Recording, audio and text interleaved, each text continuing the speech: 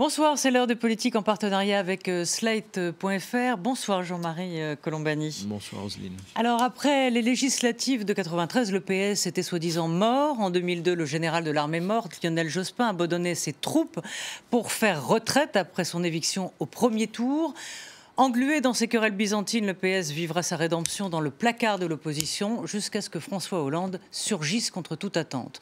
Donc la mort annoncée du PS est une vieille rengaine et à chaque psychodrame, son existence est remise en cause.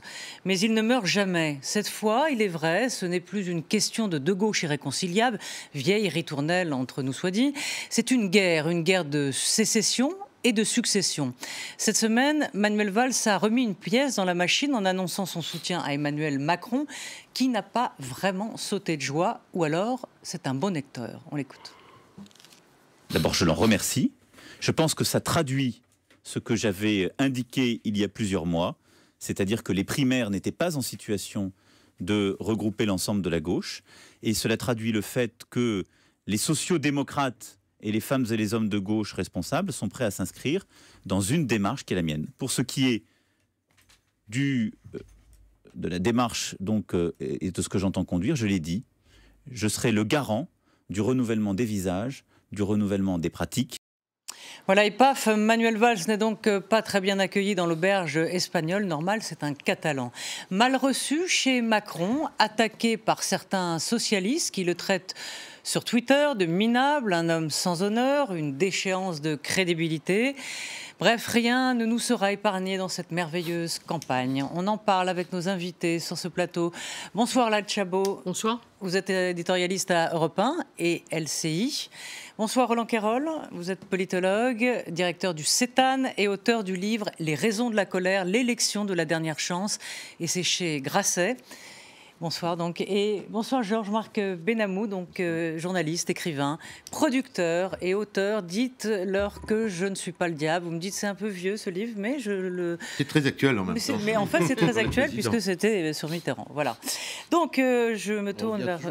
On a toujours un Mitterrand caché quelque part. Jean-Marie, donc est-ce qu'il faut commencer à graver l'épitaphe sur la pierre tombale du PS ? C'est un des aspects du problème. Il y a beaucoup de questions qu'on commence à entrevoir derrière cette présidentielle, notamment un problème de stabilité du régime, de gouvernabilité, de structuration même du paysage politique. Et dans cette structuration du paysage politique, il y a un acteur qui manque ou qui fait défaut, c'est en effet la gauche, le Parti socialiste, menacé d'être éliminé au premier tour, enfin, de ne pas pouvoir concourir au second tour. Ce qui se joue aujourd'hui, c'est évidemment, comme vous l'avez dit, une guerre de succession. C'est la succession de François Hollande et c'est en même temps l'axe idéologique du futur Parti socialiste, s'il reste uni, ce qui n'est pas évident, qui est en question et qui a deux figures symboliques. Au fond, Manuel Valls, qui va incarner ou tenter d'incarner ou de récupérer autour de lui la figure réformiste, et puis Benoît Hamon, c'est-à-dire la conservation ou la maison conservée. Donc il n'y a pas d'implosion, de mort La scission est tout à fait possible. La scission est tout à fait possible. Et mais en même temps, où le rassemblement derrière une défaite de Benoît Hamon et un Manuel Valls qui dira, vous voyez... Moi, je voudrais faire juste deux petites remarques. Parce que quand même, l'étendard est porté par quelqu'un, Benoît Hamon, qui a passé une bonne partie du quinquennat à saboter l'action du président de la République et du Premier ministre, puisqu'il était à la tête de ceux qui voulaient voter la censure contre le gouvernement de Manuel Valls. Donc, d'une certaine façon, aujourd'hui, il est l'arroseur arrosé. D'autre part, dans cette campagne, il n'a jamais fait apparaître qu'il souhaitait même être président. Il n'a pas fait apparaître du tout de présidentiabilité. Et troisièmement, il s'est trompé très lourdement en concentrant ses tirs contre Emmanuel Macron, alors que son adversaire... C'est Marine Le Pen. C'est Jean-Luc Mélenchon. Parce que ces gens-là qui ont saboté le quinquennat de François Hollande. Ils ont fait route, comme aurait dit Georges Marchais, ils étaient complices objectifs de Jean-Luc Mélenchon et de l'extrême gauche. Or, l'extrême gauche, elle est en train... Son objectif historique, c'est de supplanter le PS. Et cet objectif historique est peut-être en passe d'être atteint grâce au fait que des gens comme Benoît Hamon ont mis leur pas dans ceux de Jean-Luc Mélenchon. Et donc ils ont, comme dirait Jean-Marie Le Pen, il vaut toujours mieux l'original que la copie. Et donc erreur stratégique, erreur de comportement, et puis il paye le prix de ses trahisons à lui passées, et ça donne quelqu'un qui terminera sous les 10%. Alors, on va. C'est vrai que vous nous avez un peu devancé, Jean-Marie, sur le cas Hamon, mais on va peut-être demander l'avis à nos invités, peut-être aussi Georges Marc, qui s'y connaît bien en solférinologie, parce que vous les avez regardés un peu à la loupe, ces socialistes, depuis un petit bout de temps. Dans le fond, Épinay, c'était une habileté qui avait permis de prendre le pouvoir, et puis il y a eu, donc en 81, et puis il y a eu 83, le tournant de la rigueur, et une certaine gauche pensait que c'était une parenthèse, et cette parenthèse ne s'est pas refermée. Est-ce que dans le fond, il y a un malentendu qui perdure depuis cette période-là ? Si on reprend historiquement, depuis le congrès de Tours, pardon, je reviens, oui, c'est-à-dire la création... oui. En fait, il y a toujours eu deux partis socialistes irréconciliables. Mais oui, on se souvient, enfin, je relisais récemment le congrès de 1936, avant le Front populaire, où Blum a failli être minoritaire devant Marcel Déat, les rénovateurs de l'époque, qui finiront d'ailleurs à Vichy et Singbaringen. François Mitterrand a failli être minoritaire et il fait le grand écart entre Mélenchon et Rocard. Et il arrive quand même à tenir la boutique. Donc on peut se poser la question, c'est ce qu'il ne faut pas des grands hommes, des grands dessins qui arrivent à transcender et à réunir ces deux gauches. En tout cas, Blum et Mitterrand avaient ce génie que M. Hamon, M. Valls n'a pas. Pour M. Valls, moi, par ailleurs, j'ai plutôt de la sympathie pour lui sur un certain nombre de points, mais je ne comprends pas la stratégie suicidaire. Il n'a pas rendu service à Emmanuel Macron, en tout cas. Non, mais il fallait ne pas bouger. Je crois qu'il y a une part de déshonneur qui s'ajoute à ça, parce qu'il y a quand même les règles de la primaire. Il y a la vieille boutique. Moi, je me souviens de la détestation de Mitterrand en 1995, et on disait, vous vous souvenez tous, Mitterrand a voté Chirac. Mitterrand, il en avait envie. Il a aidé Chirac. Il a aidé Chirac, mais quand même, il a fait une déclaration du bout du stylo dans le Figaro, à Gisbert, pour Jospin. Non, mais il l'a fait. Parce qu'il y a une morale de la vieille maison de Solferino. Toute la Mitterrandie de l'époque a voté Chirac, et en tout cas, encouragé par François Mitterrand. Qui avait le sens de l'étiquette, a donné une interview dans le Figaro où justement il a démenti ça, il dit qu'il voterait.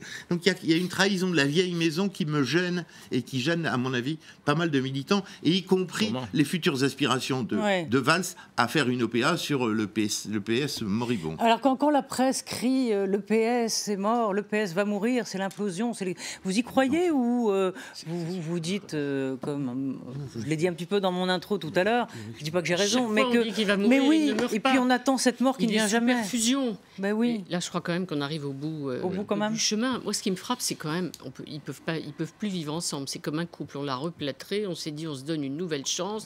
La nouvelle chance, c'était formidable, c'était François Hollande. Sous sa direction, le PS avait gagné toutes les élections, évidemment. Il avait tout en arrivant, François Hollande. Et puis, ça marche plus. Et quand on les entend les uns et les autres, je pense qu'ils sont arrivés à un tel niveau de détestation, de haine, cuite et recuite selon l'expression, de mauvais souvenirs, de combines, de déclarations antérieures, de volonté de règlement de compte, d'assassinat. Entre eux. Oui. Franchement, là, on a envie de dire, clarification de la ligne, évidemment, politique. Il faut maintenant... Il faut attendre le second tour pour ça. Enfin, ou le premier, même. Oui, second tour, mais de toute façon, ça sera après.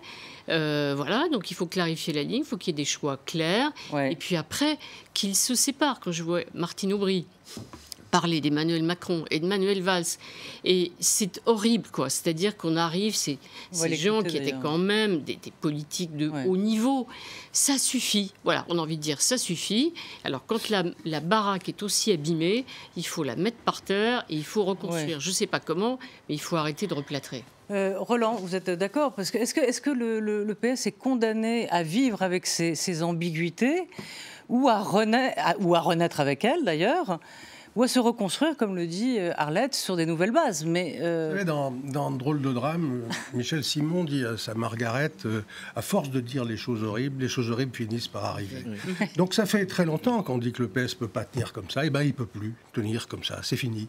Le parti de la synthèse mitterrandienne ou le parti de la synthèse hollandaise n'existe plus. Il ne faut pas se poser la question de savoir s'il va réexister. Ça ne peut plus réexister.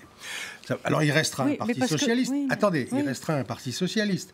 Mais ça sera soit celui de Benoît Hamon et la revanche des frondeurs, soit celui de Manuel Valls, parce qu'il y aura eu un tel échec de Benoît Hamon qui disparaîtra après la présidentielle. Mais ça ne peut plus être le parti des uns et des autres.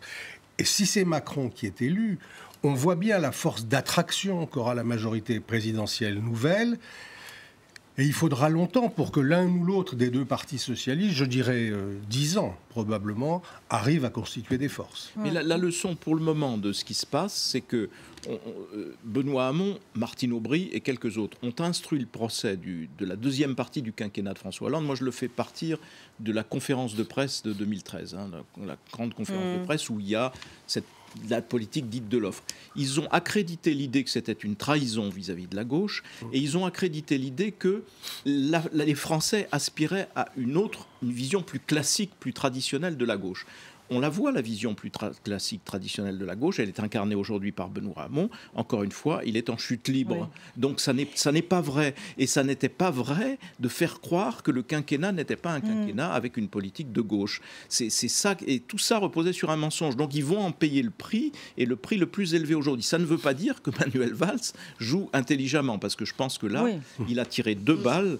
Une dans son propre pied, à lui, parce qu'il s'abîme beaucoup, et l'autre chez Emmanuel Macron, parce que ça affaiblit objectivement Emmanuel Macron, puis ça donne un atout à François Fillon inespéré, de pouvoir dire, mais regardez, vous voyez bien, c'est les mêmes, et ainsi de suite. Mais là où je ne sais pas si je peux vous suivre, enfin vous entendre, vous connaissez encore mieux que quiconque la vie politique, mais je me demande, cette mort qu'on chronique depuis des années, voire peut-être même des décennies. Dans le fond, est-ce que Jean-Christophe Cambadélis, quand il va voir le résultat d'Hamon, il va, moi il me disait, on va comparer avec Jospin en 2002, c'était 16%. Avec Gaston Defferre. Non, mais c'était 5%. Mais en 2002, il me dit, le maître étalon, c'est 2002, le score de Jospin, 16%. Il ne va pas faire 16%. Donc, en gros, Cambadélis, il va dire à Hamon, bon, t'es gentil, Benoît, tu vas aller jouer ailleurs, tu vas aller jouer aux billes. Et est-ce qu'à ce moment-là, c'est pas cette récomposition, mais les sociaux-démocrates qui vont reprendre le pouvoir. Sauf que, pardon, juste un mot, le grand problème, il est posé partout. Il est posé au Parti travailliste corbinisé, qui a choisi un destin tragique.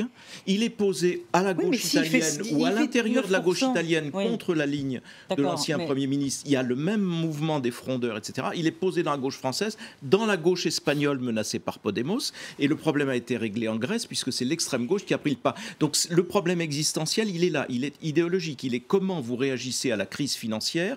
Est-ce que la crise et ses succès d'années vous conduisent à un discours, à un repli sur les positions qui sont les positions de l'extrême gauche, et ça donne un boulevard à Jean-Luc Mélenchon, c'est ce qui est en train de se passer, ou bien est-ce que vous réarmez un socialisme réformiste? C'est ce que tente un certain nombre de social-démocraties. C'était ma question. La question dépasse largement le PS français. Jean-Marie, est-ce que dans l'hypothèse où Emmanuel Macron réussit son pari, il est élu, ou en tout cas En Marche devient un grand mouvement politique, un grand parti politique, quelle place il y aura pour un parti socialiste, social-démocrate? Ridicule. Donc on risque d'avoir une situation italienne, comme le parti républicain. Pas nécessairement ridicule, parce que vous avez Emmanuel Macron est un homme sans parti. Et donc, c'est l'inconnu. Voilà. C'est l'inconnu total. C'est l'inconnu total. Vous pouvez avoir un groupe suffisamment puissant de députés socialistes réformistes qui pèseront, comme vous pouvez avoir d'ailleurs un groupe suffisamment puissant de députés, les Républicains, qui pèseront tout autant. Là, on entre dans autre chose et dans l'inconnu total. Quand même, ce qui n'est pas évident. Le plus probable, moi, ça me paraît être les deux. C'est-à-dire qu'on aura un groupe social-démocrate qui jouera son jeu derrière Manuel Valls dans l'appui à la majorité présidentielle de Macron. Et puis, parce que vous n'empêcherez pas les militants d'être des militants, et les militants socialistes ne veulent pas comprendre où sont les électeurs socialistes, qui eux sont à peine réformistes. Eux, ils vont continuer à pousser la chanson de gauche, et on aura un autre petit parti socialiste à gauche, et qui combattra la majorité en continuant la fronde. En Marche va devenir un parti. En Marche est un parti. Oui, déjà. Et si Emmanuel Macron gagne, évidemment, En Marche va se transformer en parti. La majorité. Donc c'est résiduel. C'est l'espoir d'Emmanuel Macron, mais c'est une inconnue. Non, mais d'accord, mais si ça... C'est retour à la 4ème République, quand même, d'une certaine manière. Un groupe central macroniste, avec un président un peu du DI, un peu de Modem, vous aurez facilement une trentaine de députés juppéistes, luméristes qui vont venir, et quelques députés valsistes, non ? Mais non, parce qu'il y a un président élu au suffrage universel. Ça fait un fonctionnement institutionnel qui n'a aucun rapport avec la 4e République. Un puissant parti en marche. En revanche, oui, les élus, mais même s'il n'est pas majoritaire, voilà. Moi je plaide pour que cette République qui est corsetée par des rigidités partout, oui, c'est ce que vous dites dans votre livre. Voilà, qui est une espèce de logique du compromis qui réexiste au Parlement, comme ça existe dans les autres parlements européens, sauf l'Angleterre. Elle est en train de devenir cette logique de compromis, justement. Quand on entend quand même Manuel Valls qui dit qu'il pourrait travailler avec les Français. Quand il dit, pardon, il peut travailler avec eux. Oui, il pourrait voter des lois. Donc c'est en train d'entrer dans la culture là. Non mais je veux dire qu'on a bien compris que Manuel Valls il se situe dans l'après avec les deux hypothèses. Emmanuel Macron effectivement est président et j'apporterai le soutien d'un groupe de députés progressistes. Et François Fillon est élu président et François Fillon sera élu président face à Marine Le Pen. Et il faudra bien qu'il ouvre lui aussi. Et pourquoi ne pas ouvrir en direction? D'ailleurs François Fillon a dit pourquoi pas avec Manuel Valls. Donc au fond Manuel Valls il joue j'existe demain quoi qu'il arrive. C'est ça le sens de la démarche effectivement de Manuel Valls. Alors je suis naïf. Je trouve incompréhensible qu'il ait quitté le Parti Socialiste symboliquement, car il a quitté symboliquement le Parti Socialiste en disant « je vote pas Macron ». Donc, je vote Macron. Je vote pas Hamon, pardon, excuse-moi. Mais il n'adhère pas En Marche, il ne sera pas obligé de choisir. Je pense qu'il s'est fermé la porte d'un possible retour au sein du Parti Socialiste. Mais là-dessus, alors Macron est assez flou.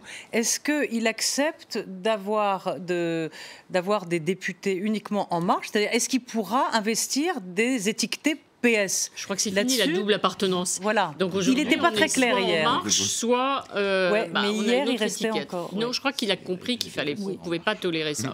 Donc au fond, mais j'ai pas compris. Oui, c'est ça, on a compris ça. Mais Manuel Valls, je ne sais pas s'il aura l'investiture du PS, mais de toute façon, il existe, ses amis aussi, ils seront candidats et ils ne vont pas rejoindre En Marche. Ça, c'est extrêmement clair. Ils n'ont pas intérêt à rejoindre. Donc c'est un vote annoncé en faveur d'Emmanuel Macron, mais ils ont intérêt à rester là où ils sont pour préparer l'avenir. Encore une fois, je veux dire que Manuel Valls joue, pas gagnant, mais placé, quel que soit le président de demain. C'est ça un groupe de députés progressistes au Parlement, nécessaire à Emmanuel Macron pour faire passer ses réformes, et nécessaire à François Fillon pour montrer que, bah oui, il a compris qu'il a été élu, sans doute grâce à des voix de gauche. C'est ça. Alors ça, c'est clair. Ça a beaucoup choqué certains socialistes, certains, on le verra tout à l'heure avec la chronique sur la politique sur les réseaux. Ça fait beaucoup parler médiatiquement et aussi sur les réseaux sociaux. L'attitude de Valls, mais celui qui a été déloyal, c'est le premier, comme disent les enfants, le premier qui dit qui est. Oui, mais justement, ça a été Hamon. Comment il peut demander de la loyauté à Valls alors qu'il n'en a pas eu avec lui? Je ne suis pas tout à fait d'accord avec vous ni avec Jean-Marie. Ouais. Il a pourri la vie il a pourri le quinquennat avec Hamon, bah oui. On pourrit le quinquennat et pourrit particulièrement le gouvernement Valls. Mais c'est pas l'attitude d'un chef d'État ou d'un homme d'État, plus exactement, que de répondre à des enfantillages morbides par des enfantillages. Mais on n'est pas dans l'enfantillage, on est dans l'idéologie. On est quand même l'élégance c'eût été de se taire. Ah non, parce que quand même, c'est cette espèce de guerre permanente des frondeurs contre le gouvernement. Valls, quand il se présente à la primaire, il la connaît, il l'a subie. Et il signe quand même un engagement de soutenir. Oui, mais peut-être qu'il ne s'imagine pas que Hamon va gagner. Mais alors, on signe des engagements dont on se dit, si c'est pas moi qui gagne, je ne le tiens pas. Donc il n'est pas là pour le coup, vous êtes... C'est pas classe. Moi, je pense que les socialistes s'en souviendront. C'est moyen. Oui, c'est moyen. Donc il lui reste quel avenir? Parce qu'il y a une phrase de Manuel Valls. Vous êtes d'accord aussi, Arlette, où il se tourne vers Benoît Hamon et il dit « Moi, je suis loyal ». Il se tourne vers Benoît Hamon et il dit... Cher Arlette, il avait dit à François Hollande « Moi, je suis loyal » et il a très largement saboté la planche de François Hollande. Et François Fillon avait dit... Tout ça donne pas de la politique. Voilà, donc on dit la même chose. Non mais attendez, et François Fillon qui avait dit « Si je suis mis en examen, je serai... » Non mais... C'est le syndrome Fillon. Non mais là, n'excuse pas. C'est le syndrome Fillon qui a frappé. C'est-à-dire droit dans ses bottes, clean, intègre, et puis non. Voilà. Alors, il n'y a pas de costume, il n'y a pas de Pénélope, etc. Mais je trouve que ça ne ressemble pas à l'image d'intégrité, de raideur catalane, au bon sens du terme, qu'il nous a donné, auquel il nous a habitués. Et en plus, il avait dit, si vous vous en souvenez, dans son discours de politique générale, il avait dit cette phrase, je ne sais plus si c'était le premier ou le deuxième, où il avait dit « La parole politique est devenue une langue morte ». C'est-à-dire, on ne nous écoute plus. Alors, bon, donc ça devient... Il aurait gagné à être un peu plus hypocrite pour une fois et à attendre plus sagement. Ouais, mais là, il piétine, c'est le taurillon, quoi. Il veut. Oui, enfin, il est toujours trop pressé. Il est toujours trop pressé. Oui, il fallait attendre. De même qu'il était pressé de couper la route de François Hollande, il est pressé de couper... En fait, il a tout perdu dans l'histoire. Je pense qu'il est très conscient qu'il ne rend pas service à Emmanuel Macron. Hein, Bien sûr. Très conscient. Donc il est dans un jeu, on est quand même dans un jeu à somme négative plus on avance. Au fond, je suis d'accord avec Jean-Marie. Il a fait que des erreurs tactiques. Il aurait dû partir de Matignon il y a 1 an et demi. Il aurait dû faire un grand livre où il pense le social-libéralisme. Il donne la chair plutôt que la verticalité punitive, laïque, telle qu'il l'a exprimée. Il aurait dû laisser la loi El Khomri à Emmanuel Macron. Il dit, mais oui, mon cher Emmanuel, tu vas t'en occuper. Il aurait dû ne pas pousser Hollande à la sortie, mais se débrouiller. Enfin, il a fait que des erreurs. Et finalement, il a ouvert un boulevard à Emmanuel Macron et à son social-libéralisme sur lequel il a fait une opéra. Parce que l'inventeur de tout ça, c'est quand même valse, mais c'est même ahurissant de faire tant d'erreurs. Alors on va écouter, vous parliez Arlette de Martine Aubry tout à l'heure, on va l'écouter parce qu'elle, pareil, elle sort toujours du bois pour mettre un peu le souk, hein, on est d'accord, hein, pour grogner, mais en fait ça sert à quoi? On l'écoute. Macron valse, certains sont surpris, pas moi. Qui se ressemblent s'assemblent. Quand la parole donnée ne compte pas, quand les valeurs sont oubliées, quand on préfère les carrières personnelles et le pouvoir, garder le pouvoir plutôt que les valeurs, eh bien, voilà. Pour tout cela, je dis quel renoncement ultime que de tourner le dos aux 2 millions de Français qui ont voté à la primaire. Roland, c'est le ministère de la grognasserie, Martine Aubry. Oui, et puis franchement, c'est pas surprenant, ça fait des années qu'elle est comme ça, comme une espèce Elle disait Macron, ça suffit. De maire commandeur qui vient sans arrêt nous rappeler ce que seraient les valeurs de la gauche, qui sont en fait les valeurs de l'archaïsme socialiste, qu'elle nous rebat sans arrêt, et qui ne correspondent encore une fois plus en rien à la majorité des électeurs socialistes. Rendez-vous compte, ça fait déjà 1 mois que la moitié des électeurs socialistes disent leur intention de voter pour Macron. Ça veut dire que même ces électeurs ne sont pas là où elle croit. Je crois qu'il y en a assez de ces haines recuites. Il faut refaire de la politique de façon un peu plus allante, un peu plus en phase avec la société qu'on est censé diriger.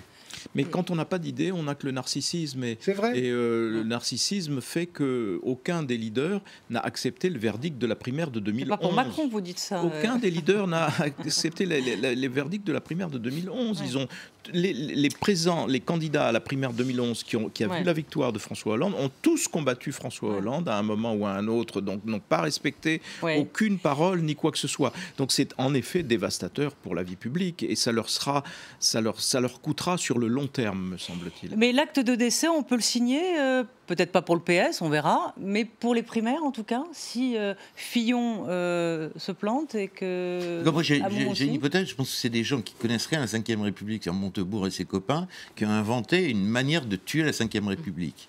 Je le pense profondément et que ça dérègle, ça virus, probablement ça ne sera pas supprimé. Vous voulez dire les primaires? Oui, ça virus le système au mauvais sens du terme.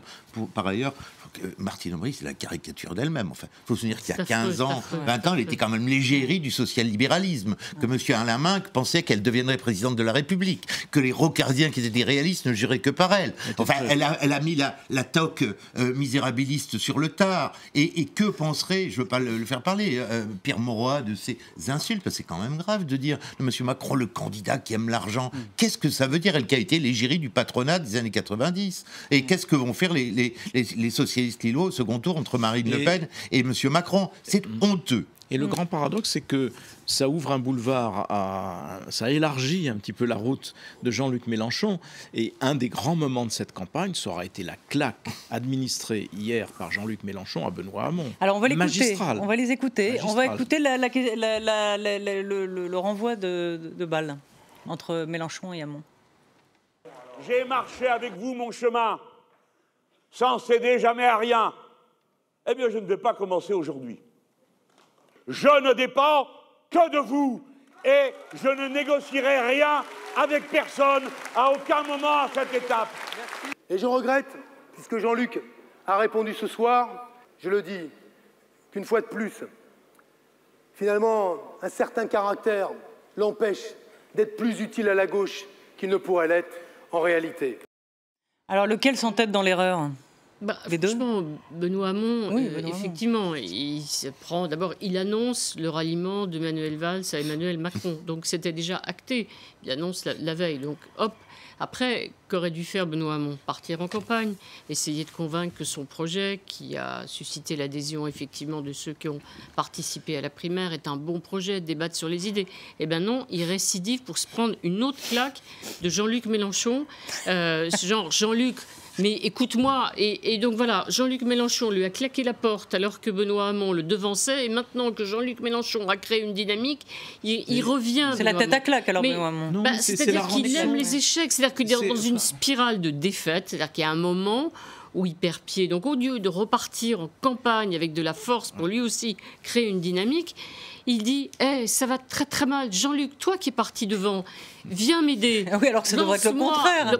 Oui, donc. Non, mais tout ça, c'est quand même le résultat dommage, de gens qui sont de toute éternité dans une logique d'appareil, dans une pratique d'appareil. C'est ce que dénonce Macron d'ailleurs. Dans une pratique d'appareil qui n'a pas d'autre objet que la vie de l'appareil lui-même. Ouais. Et de ce point de vue-là, ils n'ont pas vu l'enjeu historique que constituait pour les socialistes le fait d'avoir une extrême gauche qui prétend se substituer au Parti socialiste. Donc il fallait absolument pas faire route aux côtés de cette extrême gauche. Or ils n'ont fait que ça pendant le plus clair de la durée du quinquennat de François Hollande. Donc c'est leur erreur stratégique majeure, elle est là. Et donc il est logique que Jean-Luc Mélenchon en profite. Mais moi je crois que les partis politiques auront raison des primaires et qu'ils n'en feront pas le prochain coup pour les raisons qui ont été dites. Moi, je me félicite qu'elles aient eu lieu et je me félicite que l'opinion se soit exprimée par les primaires et par les sondages. Parce que rappelez-vous, en septembre dernier, on était parti pour un match Hollande-Sarkozy. 86% des Français, consultés par les sondeurs, disaient qu'ils ne voulaient surtout pas de ce match. Eh bien, ils ont réussi à imposer aux deux grandes formations politiques d'avoir ni Hollande ni Sarkozy, et de surcroît, même pas les premiers ministres, les Juppé et les Valls. Et ils sont en train, semble-t-il, allons-y doucement, c'est pas le résultat, ils sont en train d'imposer que les deux grands partis de gouvernement de gauche et de droite ne soient même pas dans un second tour de la présidentielle. Ça veut dire qu'ils ont pu exprimer avec force le besoin de renouvellement d'une République telle qu'on ne l'a pas vue depuis 1958, où c'est des nouveaux aspirants au pouvoir qui, si on en croit les sondages aujourd'hui, s'ils ne bougent pas, allons-y doucement, vont se retrouver dans un second tour. C'est la première fois. La gauche a déjà été absente 2 fois dans une présidentielle au second tour. La droite, jamais. Mais ni l'un ni l'autre. Ça rend cette élection extrêmement passionnante. Et moi, j'en ai assez qu'on dise cette élection ne marche pas, la campagne commence pas. Comment ? On a une campagne formidable, les Français s'y intéressent, et on a mis au premier plan un problème de fond considérable, qui est quelle est l'honnêteté de nos dirigeants politiques et comment peut-on confier les clés de la maison à quelqu'un à qui on ait confiance. Moi, je dis que c'est pas si mal inédite, comme bilan démocratique. Elle est tout à fait inédite, mais elle n'est pas formidable quand même. Elle est très bas de gamme. Mais non. Mais si, parce qu'elle est engluée. À chaque campagne. Non, pas à chaque campagne. Elle est quand même. Relisez la presse de chaque campagne. Elle est engluée quand même dans les affaires, dans les histoires de. Mais c'est pour en sortir, tant mieux. Oui, mais et par ailleurs, elle est anxiogène. Elle est anxiogène pour bon nombre de Français. C'était super anxiogène aussi, quand même. Pardon, Jean-Marie, il y a 5 ans, on était dans les menus de substitution dans les cantines. Ça se traduit par un nombre inédit. Ça se traduit par un nombre inédit de Français indécis. Et ça va se traduire au moment du vote par une très grande incertitude sur le vote, parce que la volatilité va être très grande et parce que dans les derniers jours, tout peut arriver et que beaucoup de gens vont se déterminer au dernier moment s'ils vont voter. Mais parce qu'au fond, c'est comme ça depuis 15 ans. Parce qu'au fond, mais au fond, c'est ça. Jusqu'où vont-ils, les Français ? Ils ont éliminé. Jusqu'où vont-ils ? Donc, on renverse toutes les quilles. Jusqu'où on va ? Est-ce qu'on va effectivement jusqu'à éliminer les deux partis de gouvernement, c'est-à-dire dans ce second tour entre deux symboles que sont Emmanuel Macron d'un côté et Marine Le Pen. Vont-ils jusque-là ? Je pense qu'il y a effectivement encore des Français qui hésitent à aller jusque-là. Voilà, à renverser toute la table. Juste dernière question, parce que je voudrais quand même assez vite, parce qu'il faut qu'on passe à la chronique. Dernière question, je ne sais pas qui veut y répondre, sur François Fillon. Dans le fond, pour lui, c'est tout bénef. Pour lui, Valls qui... Bénéfice relatif, il est encore loin. Enfin, bénéfice. C'est-à-dire qu'il... Non, mais ça nourrit son argument. Il l'appelle d'ailleurs Emmanuel Hollande. Ça nourrit son argument que Emmanuel Macron est l'héritier Marine Le Pen l'appelle putatif de Hollande. Pardon ? Je dis Marine Le Pen l'appelle bien François fictif. Mais moi, je fais le pari, je parle sous le contrôle de Roland, que toutes les demi-semaines, il va y avoir un événement. Il va y avoir des tendances dans les 3 semaines et demie, 3 semaines et demie, 4... Voilà, ce week-end, lundi, il va y avoir encore des événements. Enfin, la machine à récit, pour pas dire la machine médiatique, a besoin d'événements. Est-ce que Marine Le Pen va baisser ? Est-ce que Fillon va passer devant Marine Le Pen ? On va avoir des rebondissements. Donc ça va être intéressant. La bête médiatique a besoin d'être nourrie chaque jour. Hein. Donc on va voir ensemble ce qui se passe sur les réseaux, avec la politique sur les réseaux.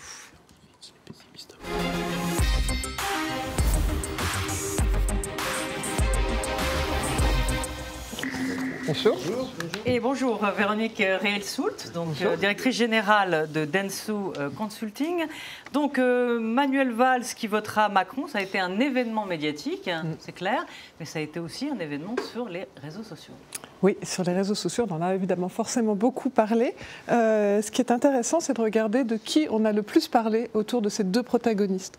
Et donc pour ça, on a comparé la visibilité des 2 personnalités. Donc on a regardé le nombre de citations et de messages avec le nom de Manuel Valls et avec celui de Benoît Hamon. Eh bien, figurez-vous qu'on a beaucoup plus parlé de Manuel Valls, puisqu'il y a 195 000 messages et seulement 84 000 autour de Benoît Hamon. En fait, le sujet pour les internautes, c'était plus le ralliement que savoir ce qui allait se passer pour Benoît Hamon. Et c'est encore plus flagrant si on regarde, on rajoute à cette courbe Emmanuel Macron, et on se dit, est-ce que finalement on a parlé aussi de lui ? Eh bien, c'est sans conteste un sujet entre Emmanuel Macron et Manuel Valls. Et pour les internautes, le sujet n'est donc pas du tout Benoît Hamon. Bien évidemment, ils en ont parlé, mais beaucoup moins, puisque quand on regarde la courbe, on voit que Manuel Valls et Emmanuel Macron sont très proches, puisqu'il est à 305 000 messages. Donc il n'y a pas que dans la presse qu'Hamon ne prend pas tellement la lumière, il ne prend pas la lumière non plus sur les réseaux, tout le monde s'en fiche un peu ou... Je ne dis pas que tout le monde s'en fiche, mais disons qu'en tout cas, le sujet du ralliement de Manuel Valls, c'était clairement un sujet par rapport à Macron, pas tant par rapport à Benoît Hamon. Alors, et ce ralliement, à qui profite le crime donc ? Alors, le crime, je ne sais pas. En tout cas... Le mot est fort, je vous l'accorde. En tout cas, est-ce qu'il y a une dynamique qui s'inscrit ? C'est clair qu'on va dire les outsiders sont ceux qui, aujourd'hui, sur les réseaux en tout cas, sont ceux dont on parle le plus, ce sont ceux où on sent une dynamique. Alors, la question, elle est de savoir comment font-ils, comment sont-ils organisés. Donc, si on regarde en premier, peut-être, l'outsider, le plus outsider, c'est Monsieur Dupont-Aignan, qui, au milieu de tout ça, étonnamment, s'en tire pas si mal. Pourtant, c'est pas un champion du web, loin de là. Il a un écosystème plutôt bien fait, mais enfin pas plus que ça. Par contre, il a fait un coup de force, parce que vous voyez, il a posté sur Facebook la vidéo de son départ en fanfare du plateau de TF1, et il a recueilli plus de 14 millions de vues, donc presque plus que s'il avait fait l'émission, finalement. Il avait plus de 47 000 commentaires, donc ça a créé une dynamique assez incroyable. Et puis, ça se concrétise sur Amazon. Aujourd'hui, c'est le numéro 1 des ventes de livres politiques. Donc tout d'un coup, une espèce d'intérêt autour de Dupont-Aignan. Alors ça, je voudrais peut-être poser la question à Roland. Est-ce que vous croyez que tout cet intérêt que nous explique Véronique sur les réseaux, est-ce que ça se traduit à un moment ou à un autre en vote, ou c'est très approximatif? On va voir. Ça s'est un tout petit peu traduit en vote. Il y a à peu près 2% de Français, parmi ceux qui votaient Fillon, qui aujourd'hui nous disent qu'ils comptent voter Dupont-Aignan. 2%, c'est pas beaucoup, mais 2 points de perdus pour Fillon, c'est beaucoup. Oui, parce qu'il prend c'est ce qu'on lisait pas mal sur les réseaux, c'était qu'il allait devenir le Taubira de Fillon, et que finalement, le sujet, c'était peut-être une porte de sortie pour ceux qui n'ont pas envie de voter Fillon et qui n'ont pas envie de voter Marine. Il y contribue en disant lui-même qu'il peut être le plan B. Ouais. Et alors l'autre vedette, c'est Mélenchon, qui fait causer parce qu'il a joué l'agent d'ambiance pendant le débat et ça a plu. Et alors, en fait, Mélenchon, on le sait, on en a souvent parlé, c'est une star sur le web, en tout cas, il sait très très bien se débrouiller. Pour vous donner une idée, c'est la personnalité dont on parle le plus encore cette semaine sur Facebook, avec plus de 343 000 messages. C'est celui qui a recueilli le plus de likes sur ses tweets. C'est celui qui est une star sur YouTube parce que 250 000 abonnés, c'est un vrai sujet. 869 000 commentaires cette semaine sur YouTube. Et puis son meeting, le dernier meeting au Havre, qui a été vu plus de 132 000 fois sur YouTube. Donc on peut dire qu'il sait utiliser le web, il sait créer une dynamique. Après, comme il savait le faire avant, on pourrait dire en quoi il y a une nouvelle dynamique. En fait, c'est surtout une des personnalités dont on parle le plus sur le web. Et c'est là où on constate que les messages sont de plus en plus positifs, de plus en plus sérieux aussi autour de lui. En fait, il arrive à faire en sorte qu'on parle de lui, qu'on s'intéresse à lui, qu'on le salue et qu'on le suive. Et Jean-Marie, vous disiez souvent, dans le fond, sur la gauche de la gauche, c'est comme à la droite et à l'extrême droite, on préférera toujours l'original à la copie. Absolument. Donc, c'est, je pense, en effet, l'erreur stratégique de Benoît Hamon de s'être... Vous voyez, Jean-Luc Mélenchon, c'est le candidat anti-oligarchie. Par définition, son territoire, c'est « je suis l'anti-oligarchie ». Regardez les discours de Benoît Hamon, qui sont une espèce de pâle décalque, y compris la phrase de Martine Aubry hier contre Emmanuel Macron. C'est absurde. Et donc tout ça ne fait que renforcer Jean-Luc Mélenchon. Alors, ce qui est intéressant, c'est de regarder au-delà des volumes et des dynamiques de courbes, c'est de regarder aussi ce qui se dit. Et pour savoir ce qui se dit, finalement, les émotions, puisque le web est aussi un lieu d'émotion, c'est de regarder les émotions qui sont les plus associées à chacun d'entre eux. Et c'est intéressant de voir que, par exemple, les émotions aujourd'hui sur Dupont-Aignan sont aujourd'hui plutôt des émotions autour de la colère. Alors la colère, on pourrait dire mais la colère contre les médias, ça marche toujours. Alors en fait, c'est pas... cette année. Oui, mais en fait, derrière colère, sur ce mot-là, en fait, on associe un champ lexical. En fait, avec Bloom by Partner, on a développé une approche qui permet de regarder quelles sont les émotions qui sont évoquées dans les messages associés à un candidat. Et en fait, là, le mot colère, c'est que sa colère à lui contre les médias, certes, mais en fait, il révèle une certaine colère contre un système qui plaît aux gens et qui est reconnu comme étant une façon de s'exprimer. Après, c'est pas non plus un critère de vote en soi. C'est-à-dire, on vote pas forcément pour quelqu'un qui est en colère ou qui reflète votre colère en soi. Mais il n'y a que des candidats en colère cette année. En colère contre le système, contre la justice, contre les médias, contre l'oligarchie. Et ça, c'est nouveau, ça. Contre tout le monde. C'est-à-dire qu'avant, il y avait un peu de monopole. Marine Le Pen, oui. Alors cette année, Marine Le Pen avait le monopole de la colère. On a ajouté Jean-Luc Mélenchon, et puis on voit que tout le monde est résistant, combattant jusqu'au bout. François Fillon devient un candidat anti-système. Qui l'aurait cru? Emmanuel Macron, évidemment, s'inscrit dans ce parcours. Benoît Hamon est aujourd'hui très en colère aussi parce qu'il est trahi et reçoit des coups de couteau dans le dos. Donc tout le monde est en colère. Alors, on va voir pas tant que ça pour Mélenchon. Je vous termine juste pour Dupont-Aignan, donc 34% de colère. Et après, l'autre émotion qui ressort pour lui, la deuxième, c'est la confiance. Et pourquoi la confiance? Parce qu'on voit beaucoup de messages qui disent c'est le bon moment pour lui, ça y est, c'est son moment. Et on a confiance en lui s'il est élu, même si peu de messages disent qu'il pourrait l'être. Mais on croit qu'il fera ce qu'il a dit. Il sera remboursé de ses frais de campagne. Voilà. Alors après, Jean-Luc Mélenchon, qui devrait être normalement celui qui remporte le plus de colère, ou en tout cas qui devrait être dessus, en fait, son émotion à lui, celle qui est la plus associée cette semaine, c'est la joie.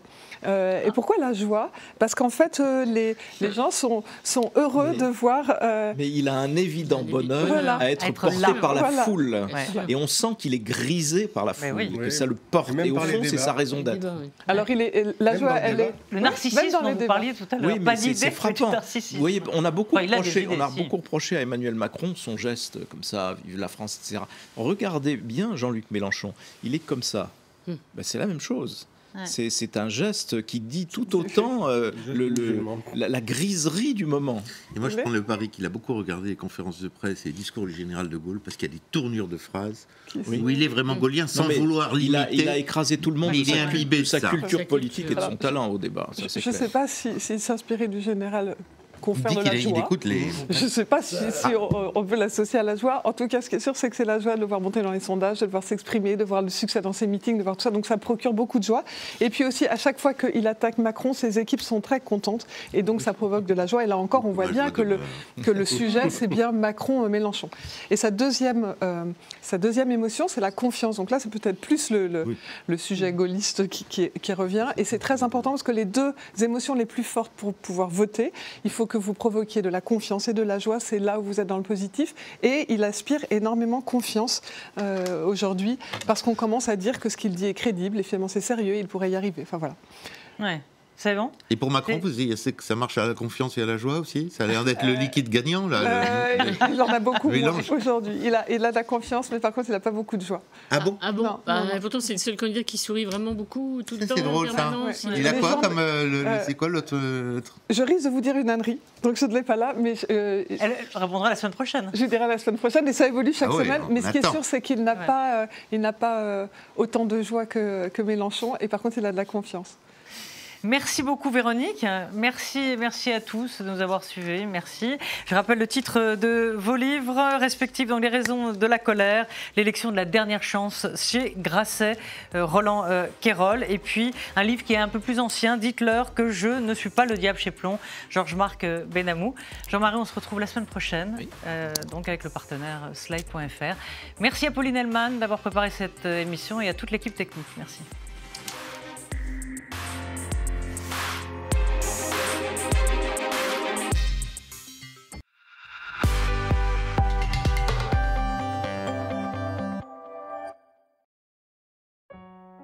Signia vous permet d'entendre tout ce qui compte pour vous, facilement, tous les jours.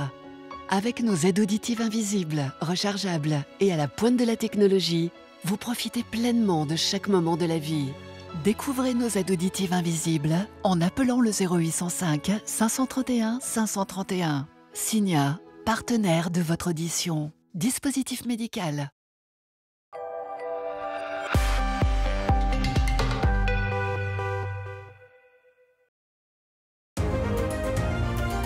France 24, les dernières technologies au service de l'actualité internationale.